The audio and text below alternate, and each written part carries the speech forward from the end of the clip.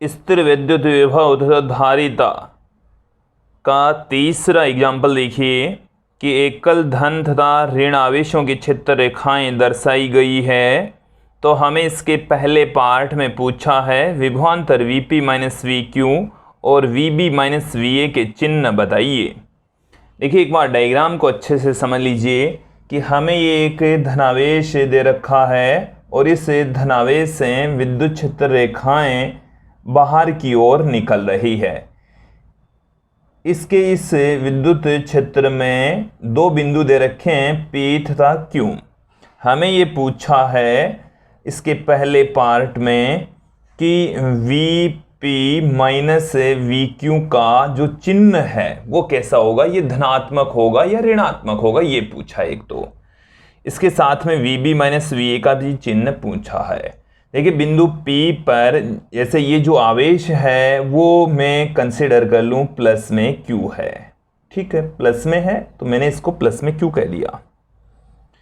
अब देखिए बिंदु P पर विभव, बिंदु P पर जो विभव है उसको मैं VP से लिख दूं जो कि KQ बट्टे में बिंदु P से इस आवेश की जो डिस्टेंस है उसको मैं लिख देता हूं RP से।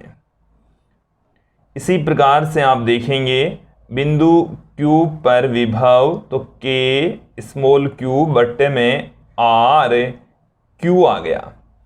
यहाँ पर आप डायग्राम से देखेंगे कि यहाँ से लेकर यहाँ तक की डिस्टेंस ये RP है और यहाँ से लेकर यहाँ तक की जो डिस्टेंस है वो RQ है। RQ का जो मान है वो बड़ा है RP से, ये आप डायग्राम से देख सकते हैं, समझ सकते हैं। यदि ये बड़ा है तो आप देखेंगे कि यदि हम इन दोनों में से Vp माइनस VQ करें, Vp माइनस VQ, तो दोनों में से Q कॉमन K, चलिए KQ बट्टे में RP माइनस KQ बट्टे में RQ, ये हमने रख दिया वैल्यू। अब देखिए KQ बट्टे में ये तो आ गया हमारे पास में कॉमन, तो 1 बट्टे में RP माइनस 1 बट्टे में RQ। तो देखिए RP यहाँ पर छोटा, तो ये वाला जो मान आएगा वो बड़ा, और ये वाला जो RQ बड़ा तो ये वाला मान आएगा छोटा। तो बड़े वाले मान में से छोटा मान घटाएंगे तो ये जो ब्रैकेट है, ये सारा का सारा जो ब्रैकेट आप देख रहे हैं, ये वाला ब्रैकेट ये धनात्मक होगा। ये कैसा होगा? धनात्मक। तो Vp माइनस VQ का जो चिन्ह है वो धनात्मक होगा। Vp माइनस VQ का जो चिन्ह है वो कैसा होगा? धनात्मक। तो Vp माइनस VQ का जो चिन्ह होगा वो कैसा होगा? धनात्मक होगा। ये मैंने आपको अच्छे से समझा दिया है। क्लियर? अब हम चलते हैं इसके अंदर। एक बात और पूछिए, पहले ही पार्ट में हमें Vb माइनस VA का चिन्ह कैसा होगा। तो देखिए इस डायग्राम को आप अच्छे से देख लीजिए। अब की बार यहाँ पर जो चार्ज है वो ऋणात्मक है, ये बिंदु A है, ये बिंदु B है। तो बिंदु A पर जो विभव है उसको VA से पुट कर दूं। यहाँ पर जो आवेश है वो है माइनस Q कंसिडर कर लें। तो K, यहाँ पर जो आवेश है वो है माइनस में, तो माइनस KQ बट्टे में RA, और बिंदु B पर जो विभव है उसको हम लिख देंगे माइनस KQ बट्टे में RB। तो हमें चाहिए Vb माइनस VA का मान, Vb माइनस VA का मान हमें चाहिए। तो Vb का मान देखिए क्या है, माइनस KQ बट्टे में RB, माइनस का साइन ये पड़ा ही है। अब हम वैल्यू पुट करेंगे VA की, तो माइनस माइनस हो जाएगा प्लस KQ बट्टे में RA। यहाँ से KQ कॉमन ले लीजिए, तो 1 बट्टे में RA माइनस 1 बट्टे में RB, ये आ गया। आप यहाँ पर इस डायग्राम में देख लीजिए, अच्छे से समझ लीजिए कि जो RA है वो छोटा, RB है वो बड़ा। RA छोटा और RB क्या है? बड़ा। तो यहाँ से जो छोटा मान है, छोटे का मान का जब भाग लगाएंगे तो इसका मान आएगा बड़ा। आर ए यहाँ पर छोटा, तो इसकी वैल्यू है वो आएगी बड़ी, इसकी वैल्यू है वो बड़ी आएगी। तो यहाँ से आप देखेंगे ये वैल्यू बड़ी, ये वैल्यू छोटी, तो इसका जो ब्रैकेट की जो वैल्यू है, जो ब्रैकेट आप देख रहे हैं, इस ब्रैकेट का मान धनात्मक आएगा। इसका मान कैसा आएगा? धनात्मक, अर्थात VB माइनस VAB कैसा आएगा? धनात्मक आएगा, पॉजिटिव आएगा। VB माइनस VAB क्या आएगा? पॉजिटिव आएगा। क्लियर?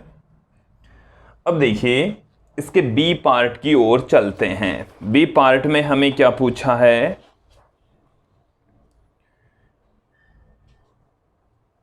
देखिए बी पार्ट में हमें पूछा है कि बिंदु Q और P, A और B के बीच एक छोटे से ऋणावेश की स्थितिज ऊर्जा के अंतर का चिन्ह बताइए।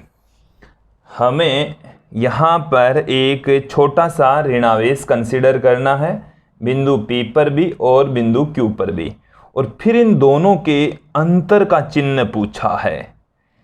दोनों के मतलब ये जो धनावेश है और इस बिंदु पर हम एक ऋणावेश मान लेंगे, उनके बीच की स्थितिज ऊर्जा, और इस आवेश तथा इस बिंदु Q पर जो ऋणावेश है उनके बीच की स्थितिज ऊर्जा, और जो स्थितिज ऊर्जाएं रखेंगे उसके पश्चात उनका चिन्ह क्या होगा, डिफरेंस का चिन्ह हमें पूछा है। तो देखिए यहाँ पर हम एक ऋणावेश कंसीडर कर लेते हैं कि हमारे पास में यहाँ पर कोई ऋणावेश है, बिंदु P पर ऋणावेश हम मान लें, ऋण आवेश। अब मैं उस ऋणावेश को कह दूं -Q डैश कह दूं, -Q डैश है, तो इनके मध्य संचित स्थितिज ऊर्जा क्या होगी? UP बराबर, देखो दो आवेशों के मध्य संचित स्थितिज ऊर्जा का जो फॉर्मूला होता है वो होता है K Q1 Q2 बट्टे में R। तो K Q1 का मान तो है स्मॉल q, Q2 का मान है माइनस में Q डैश बट्टे में इन दोनों के बीच की जो डिस्टेंस है वो हम RP कंसिडर कर लेते हैं। तो ये तो आ गया UP।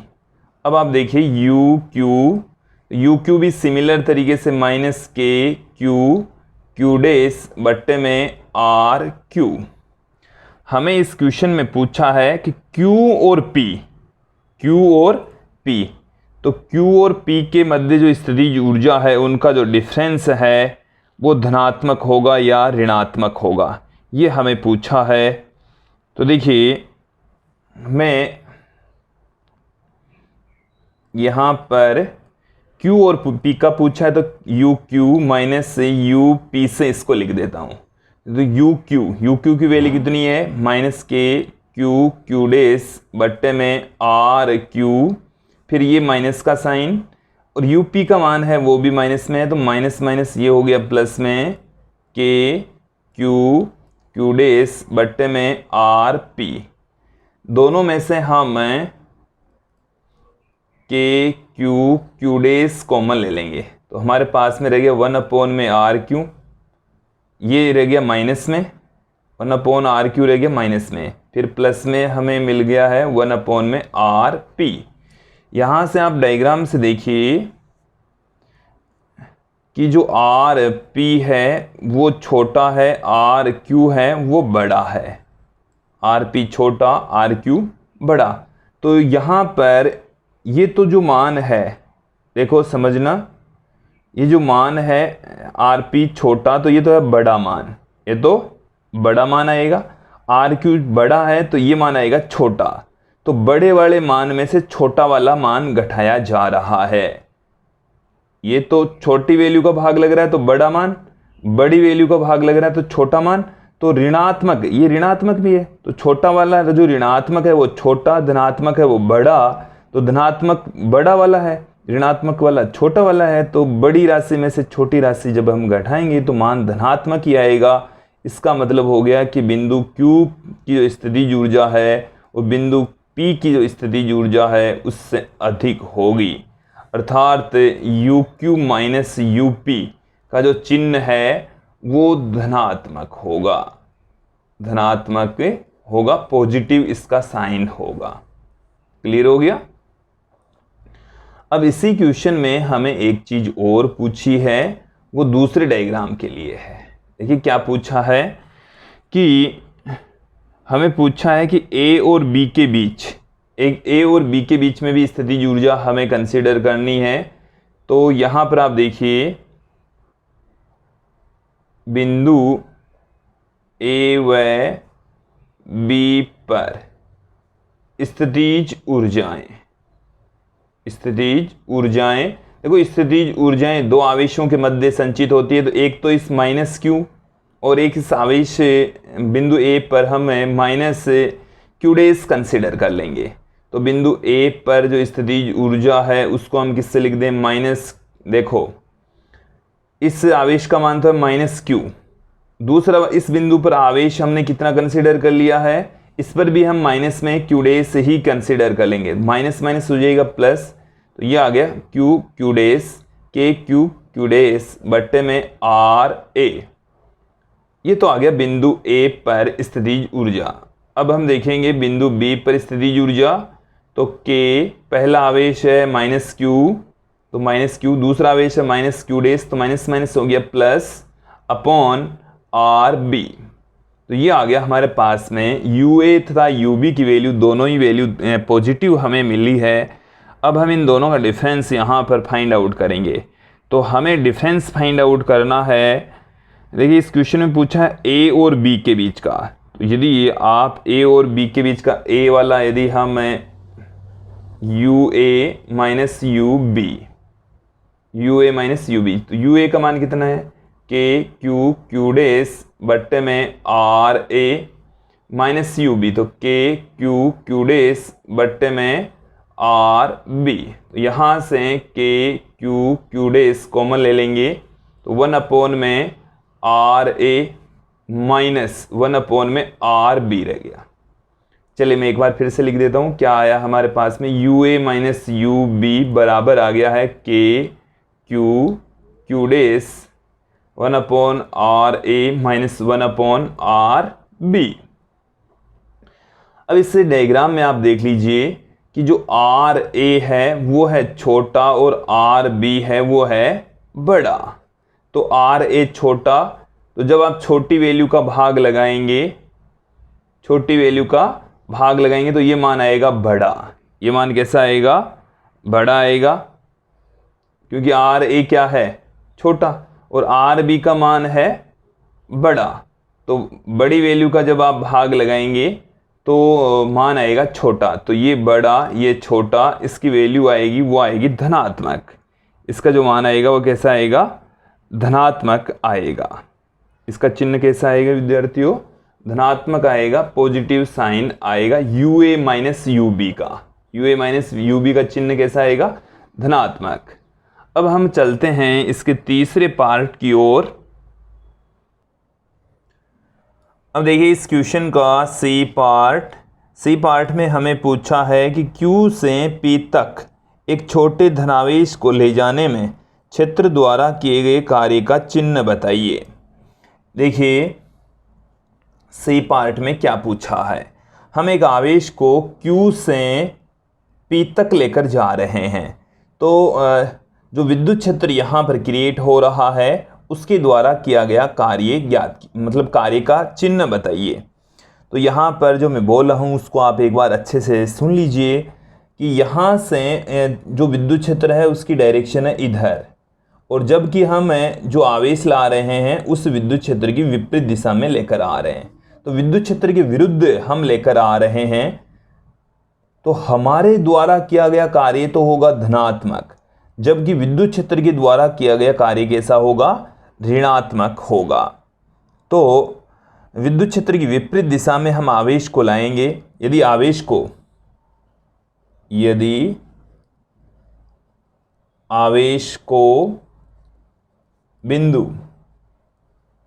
बिंदु Q से P तक लाया जाता है लाया जाता है। तो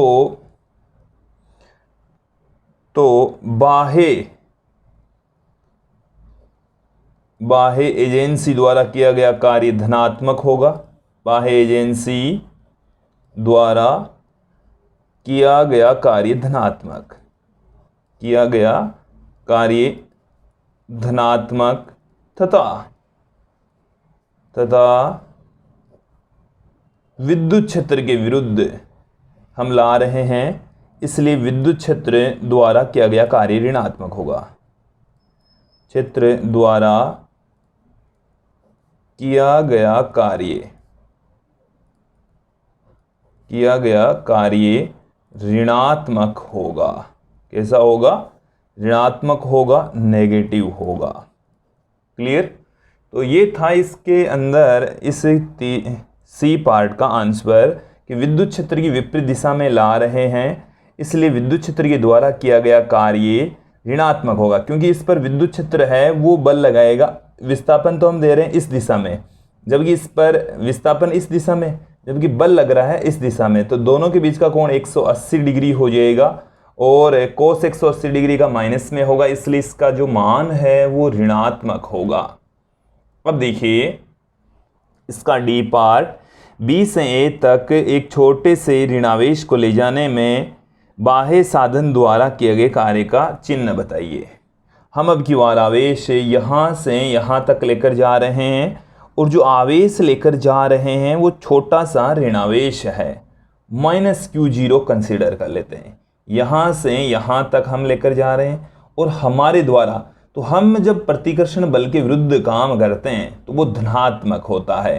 तो देखिए ये जो आवेश है वो ऋणावेश है और ये जो आवेश है वो भी ऋणावेश है, तो प्रतिकर्षण बल लग रहा है और प्रतिकर्षण बल के विरुद्ध यदि हम धक्का लगा रहे हैं, हमारे द्वारा किया गया कार्य पूछ रहा है, तो हम इसको विस्थापन इस डायरेक्शन में दे रहे हैं, हमारे द्वारा बल भी उधर ही लग रहा है, तो किया गया विस्थापन और बल दोनों एक ही दिशा में, तत्पश्चात जो किया गया कार्य होगा वो कैसा होगा? हमारे द्वारा या बाह्य एजेंसी द्वारा किया गया कार्य धनात्मक होगा। तो किसी अल्प ऋणावेश जो कि मैंने यहाँ पर किससे बताया है, -Q0 से बताया है, को बिंदु B से A तक ले जाने में किया गया कार्य धनात्मक होगा,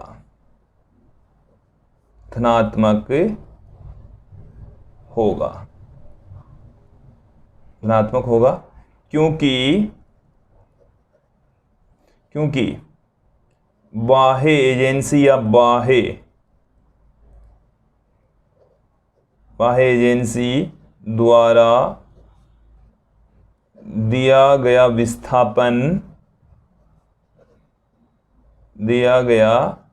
विस्थापन वह बल एक ही दिशा में होते हैं, एक ही दिशा में होते हैं। इसलिए जो बल और विस्थापन एक ही दिशा में होने के कारण से जो किया गया कार्य है वो भी धनात्मक होगा। अब हम इस क्वेश्चन के अंतिम पार्ट की ओर चलते हैं। देखिए इस क्वेश्चन का अंतिम पार्ट, बी से ए तक जाने में क्या एक छोटे से ऋणावेश की गतिज ऊर्जा बढ़ेगी या घटेगी। अब की बार क्वेश्चन को देख लीजिए कि यहाँ से किसी आवेश को यहाँ पर लेकर जा रहे हैं और जो आवेश लेकर जा रहे हैं वो है छोटा सा ऋणावेश। तो अल्प ऋणावेश को बी से ए तक लेकर जा रहे हैं, तो ले जाने में जो गतिज ऊर्जा है उसमें क्या परिवर्तन आएगा। विद्यार्थियों यहाँ पर ऋणावेश है और ऋणावेश को ही इसके पास में लेकर जा रहे हैं, तो ये ऋणावेश, तो जो स्थितिज ऊर्जा होगी वो धनात्मक होगी और जब इनके बीच की डिस्टेंस कम होगी तो स्थितिज ऊर्जा बढ़ जाएगी तो गतिज ऊर्जा घट जाएगी। तो देखो पहले तो आप लोग यहाँ पर स्थितिज ऊर्जा समझ लीजिए कि माइनस क्यू और माइनस क्यू जीरो, तो माइनस माइनस तो हो जाएगा प्लस। अब यहाँ बी से ए तक लेकर जा रहे हैं तो जो आर है, आर घट रहा है। आर क्या कर रहा है? घट रहा है। अर्थात आर जब घटेगा तो यू मतलब स्थितिज ऊर्जा बढ़ेगी। स्थितिज ऊर्जा बढ़ेगी तो गतिज ऊर्जा घटेगी। गतिज ऊर्जा घटेगी मतलब गतिज ऊर्जा के है जो कि घट जाएगी। ये के है कूलाम नियतांक, ये के गतिज ऊर्जा को रिप्रेजेंट कर रहा है। अब देखिए इसे दूसरे तरीके से भी समझ लेंगे आप लोग कि जैसे हम यहाँ पर प्रतिकर्षण बल के विरुद्ध लेकर जा रहे हैं आवेश को, तो प्रतिकर्षण बल के विरुद्ध यदि हम ले जाएंगे तो प्रतिकर्षण बल क्या करता है, जो आवेश है उसके वेग को घटा देगा, इसलिए गतिज ऊर्जा भी घट जाएगी। इसलिए गतिज ऊर्जा भी क्या होगी? घट जाएगी, कम हो जाएगी। तो मैं यहाँ पर पुट कर देता हूँ कि ऋणावेश, जो ऋणावेश है अल्प ऋणावेश Q0 ये वाला पर प्रतिकर्षण बल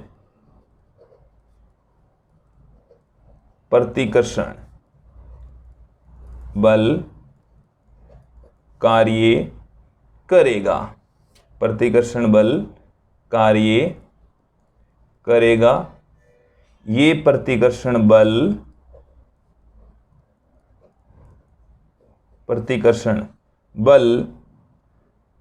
आवेश के वेग को घटा देगा, आवेश के वेग को कम कर देगा, अर्थात गतिज ऊर्जा घट जाएगी। गतिज ऊर्जा घट जाएगी, कम हो जाएगी। तो हमें इस क्वेश्चन में पूछा था कि गतिज ऊर्जा बढ़ेगी या घटेगी, तो इसमें गतिज ऊर्जा घट जाती है, घट जाएगी विद्यार्थियों। तो ये था हमारी पाठ्यपुस्तक का 3rd एग्जाम्पल।